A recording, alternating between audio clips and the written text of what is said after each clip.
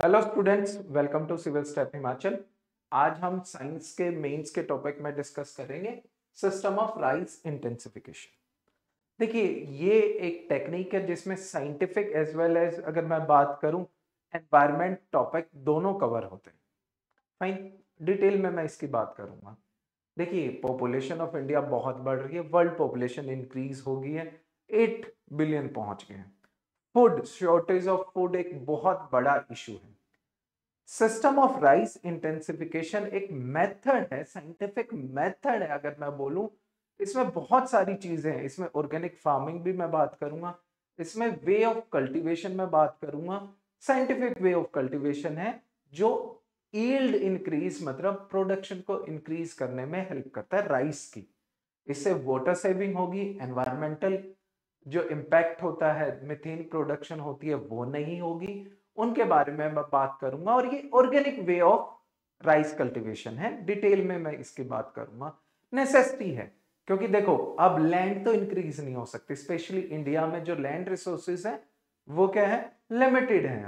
अब आप जो क्रॉपिंग मैं बोलूं इंटेंसिटी वो नहीं इंक्रीज कर सकते हो, आपको यील्ड बढ़ानी पड़ेगी। लगभग जो एग्रीकल्चरल लैंड है वो उतनी ही रहेगी। यील्ड बढ़ा के ही हम अपनी प्रोडक्शन बढ़ा सकते हैं और प्रोडक्शन से हम सर्व कर सकते हैं जो इंक्रीजिंग पॉपुलेशन है ना। चलिए बात करते हैं। The system of rice intensification involves cultivating rice with as much as organic manure as possible, कि हमें इसमें ऑर्गेनिक मैन्योर यूज करने हैं, हमें फर्टिलाइजर्स या पेस्टिसाइड्स यूज नहीं करने हैं। मैं सिंपल वे में पढ़ाऊंगा इसको कि सिंपल वे में क्या चीज है ये।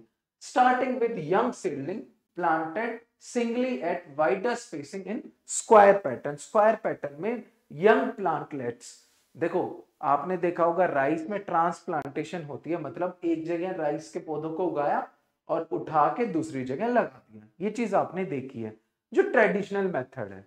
उससे ये कैसे अलग है, इसमें जो जो सीडलिंग्स होंगे वो यंग होंगे। यूजुअली ट्रेडिशनल मेथड में 45 डेज ओल्ड यूज करते हैं, 40 to 45 days old seedling use करोगे आप जो थोड़े से ओल्डर है। यहाँ 15 दिन के होते हैं लगभग मैं बात करूं तो। With intermediate meted irrigation that keeps the soil moist but not inundated। मतलब ज्यादातर राइस कल्टीवेशन जब बच्चों को मैं बात करता हूं उनके दिमाग में आता है कि जो राइस प्लांट है वो डूबा होना चाहिए, मतलब वो पानी से डूबा होना चाहिए, और ये एक गलत मेथड है। अगर मैं बात करूं, जो सिस्टम ऑफ राइस इंटेंसिफिकेशन है उसमें इस मेथड से हट के काम किया जाता है। अब होता क्या है, ध्यान से सुनो। जो हमारा ट्रेडिशनल मेथड है उसमें हम ट्रांसप्लांटेशन करते हैं 40 टू 45 डेज ओल्ड सीडलिंग को फील्ड में जो पानी से भरा हुआ है, पानी से डूबा हुआ है। अब इस कारण क्या होता है, ध्यान से सुनना जो मैं बातें बता रहा हूं। इस कारण हमारा जो है, हाँ जी, इसके कारण क्या होता है कि, हाँ जी, इसके कारण क्या होता है कि आपका जो रूट्स होती हैं विद द टाइम, रूट्स जो होती हैं वो they will die with the time. Roots क्या है, विल डाई। क्यों? क्योंकि कंडीशंस, पानी खड़ा रहने के कारण, पानी में डूबा रहने के कारण एनारोबिक कंडीशंस हो जाती हैं। कौन सी कंडीशन हो जाती है, एनारोबिक कंडीशंस। मतलब जो रूट्स को ऑक्सीजन नहीं मिलती, सीधी सी बात है, रूट्स को क्या नहीं मिलती, ऑक्सीजन नहीं मिलती। एनारोबिक कंडीशंस के कारण रूट की डेथ हो जाती है। ये समझो, सिंपल सी बात है, रूट जो है ग्रो नहीं कर पाएंगी। रूट ग्रो नहीं कर पाएंगी तो ऑब्वियसली प्लांट की प्रॉपर ग्रोथ नहीं हो पाएगी, और इसका रीजन है एनारोबिक कंडीशन। और एनारोबिक कंडीशन में आपकी मीथेन प्रोडक्शन होती है। क्या होती है, मीथेन प्रोडक्शन, जो एनवायरमेंटल के लिए हार्मफुल है। एनवायरमेंट के लिए हार्मफुल है, सीधी सी बात है। मीथेन क्या है, ग्रीन हाउस गैस है, तो वो हार्मफुल है।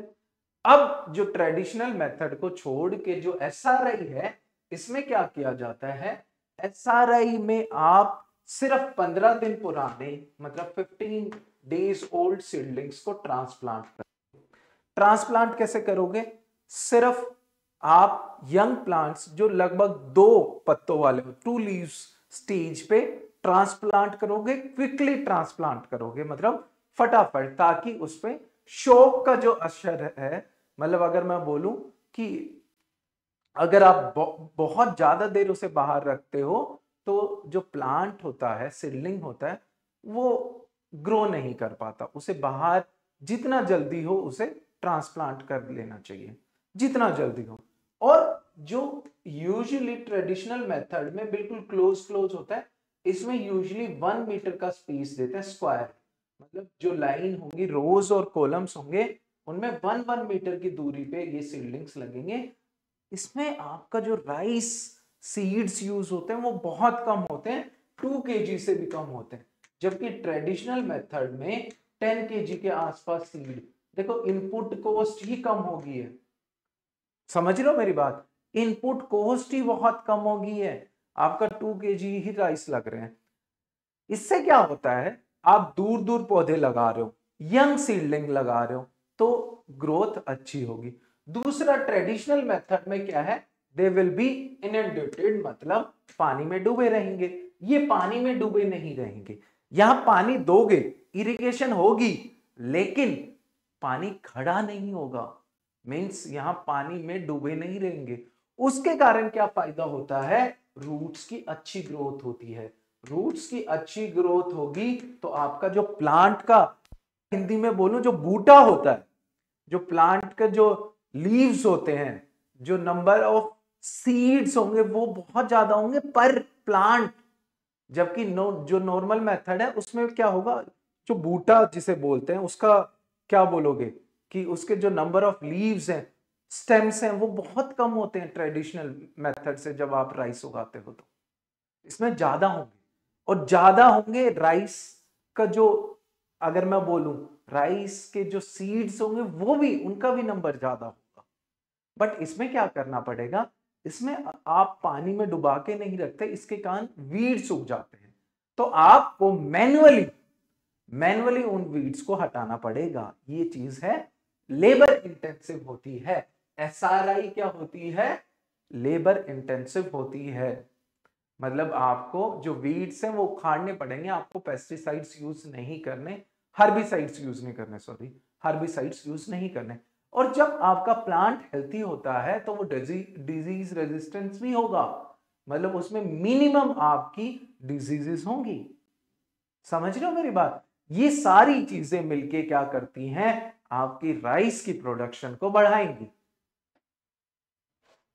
चलिए, हाँ जी, होता क्या क्या है, जैसे रूट्स अच्छे होंगे तो आपके जो हार्मोनल ग्रोथ है ना, साइटोकाइनेंस बहुत प्रोड्यूस होंगे, जिसके कारण डिले इन सेनेसेंस, मतलब उसका जो, अगर मैं बोलूं, जो लीव्स का जो पकने का टाइम है वो ज्यादा, ओल्डर लीफ होने का टाइम ज्यादा होगा।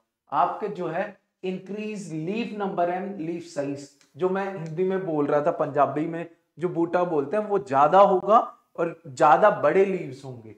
हायर जो आपका LAI, अगर मैं बोलूं, इंक्रीज इफेक्टिव टिलर्स, ओपन हिल स्ट्रक्चर, मोर इरेक्टेड लीव, मतलब क्या है, यूजुअली टिल्टेड लीव ज्यादा होंगे ट्रेडिशनल मेथड में, इसमें इरेक्टेड लीव होंगे। इरेक्टेड लीव के कारण क्या है, आपका जो राइस सीड्स को कैरी करने की कैपेसिटी बढ़ जाएगी। एनहांस पिनेकल लेंथ, मतलब ग्रेन नंबर और साइज दोनों बढ़ेंगे। एनहांस फोटोसिंथेसिस होगी, मतलब ज्यादा फोटोसिंथेसिस होगी, जिसके कारण क्या होगा, आपकी यील्ड बढ़ेगी। देखो ये साइंटिफिक मेथड होने के साथ साथ एनवायरमेंट फ्रेंडली भी है। आप वाटर कम यूज कर रहे हो, आप CO2 की एमिशन कम करा रहे हो, ठीक, सॉरी मिथेन की, CO2 की भी होगी इनडायरेक्टली, मिथेन की क्या होगी, प्रोडक्शन कम होगी, वाटर कम है, पेस्टिसाइड्स यूज नहीं कर रहे हो, ऑर्गेनिक मेथड है, और ये होने के बावजूद आपकी यील्ड ज्यादा हो रही है। और इन कंट्री लाइक इंडिया, जहां अनएम्प्लॉयमेंट रेट बढ़ता जा रहा है, लेबर इंटेंसिव, जहां अनस्किल्ड लेबर बहुत अवेलेबल है, लेबर इंटेंसिव जो चीजें हैं इकोनॉमी में कंट्रीब्यूट ज्यादा करेंगे। गेटिंग माय पॉइंट, इससे यील्ड बढ़ी है, यील्ड बढ़ेगी तो मतलब प्रोडक्शन बढ़ी है हमारी, तो मतलब हम जो पॉपुलेशन ग्रोथ के कारण जो फूड इनसिक्योरिटीज हो रही हैं वो कम होंगी। फाइन, ये सारी चीजें आप लिख सकते हो जब आपसे पूछा जाए। It's a overlapping topic, science का भी है, एनवायरमेंट का भी है, एग्रीकल्चर का भी है, ओवरलैपिंग टॉपिक है, तो आपको इसको तीनों उसमें अप्लाई करना है। फाइन, कुछ चीजें मैं दिखाना चाहता हूं, जैसे क्या होगा, टिलर्स, टिलर्स होते हैं नंबर ऑफ लीव्स जिनके ऊपर आपके सीड्स लगेंगे वो ज्यादा हो जाएंगे, वो अराउंड 70 टिलर्स पर सीड्स हो जाएंगे, 50% more than traditional method, more than 50%। और उसका रीजन होता है कि आपकी रूट्स है वो हेल्थी होती हैं। रूट्स हेल्थी क्यों होती है? क्योंकि एनारोबिक कंडीशंस नहीं होती, एरोबिक कंडीशंस होती हैं। फाइन, क्राउन का मतलब जो बूटा है पूरा का पूरा वो ज्यादा होगा किसमें? एसआरआई मेथड में।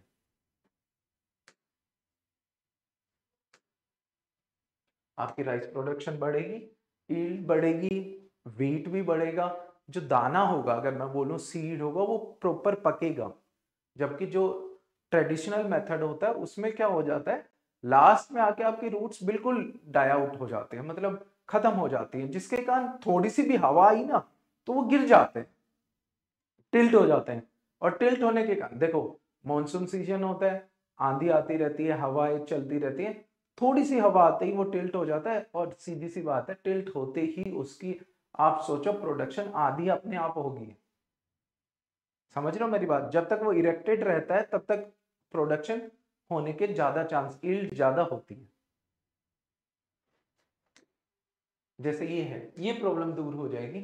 ठीक है, देखो लॉजिंग से पहले हाइट और लॉजिंग के बाद हाइट, और इसके कारण क्या होता है, जो सीड की कैरिंग कैपेसिटी है वो कम हो जाती है। जब आप एसआरआई मेथड यूज करते हो तो आपका स्टेम और रूट दोनों स्ट्रॉन्ग होते हैं, नंबर ऑफ लीव्स ज्यादा होते हैं, नंबर ऑफ सीड्स ज्यादा होते हैं, सीड की सीड लेंथ भी कंपैरेटिवली ज्यादा होती है। ये चीज जो नॉर्मल ट्रेडिशनल मेथड में ये चीज बहुत होती है, थोड़ी सी आंधी चली, थोड़ी सी हवा आई और आपका सारी की सारी फसल आपकी अर्थ के साथ चिपक जाती है, जिससे यील्ड बहुत कम हो जाती है। इस साल भी हुआ है, इस साल जो राइस की प्रोडक्शन है वो कम हुई है। इन गवर्नमेंट अब इंटेंसिव इंसेंटिव्स दे रही है। इंसेंटिव्स किस चीज के लिए? कि आप जो ट्रेडिशनल मेथड है जिसमें फ्लड इरिगेशन होती है उसे छोड़िए।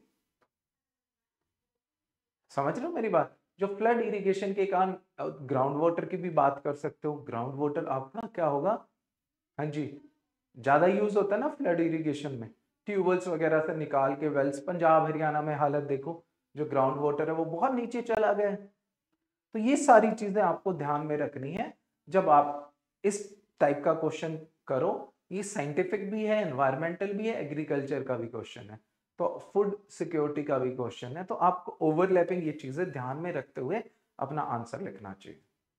चलिए, आज का सेशन मैं यहीं ओवर करता हूँ। Thank you so much.